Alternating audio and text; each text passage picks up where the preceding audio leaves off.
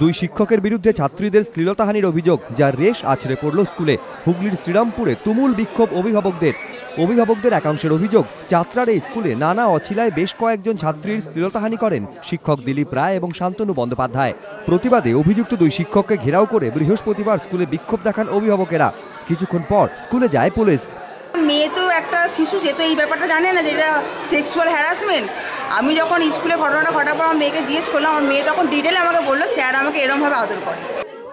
School কর্তৃপক্ষ ঊর্ধ্বতন কর্তৃপক্ষকে বিষয়টি জানানোর আশ্বাস দিলে ঘেরাও তুলে নেন অভিভাবকেরা। তদন্ত শেষ না হওয়া পর্যন্ত অভিযুক্ত শিক্ষকদের স্কুলে আসতে বারণ করা হয়েছে।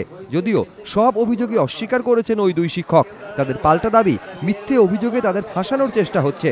তাদের আরও অভিযোগ, বিক্ষোভ চলাকালীন তাদের জোর করে মুচলেখায় সই করানো হয়। এরা সবাই মিলে এত প্রেশার পড়েছে, তাই জন্য লিখতে হয়েছে। মানে গন্ডগোল হবে, স্কুলে বাচ্চারা রয়েছে।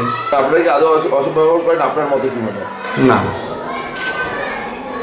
কোনো মতেই না। সেরকম কোনো ঘটনা আমার স্মরণে পড়ে না।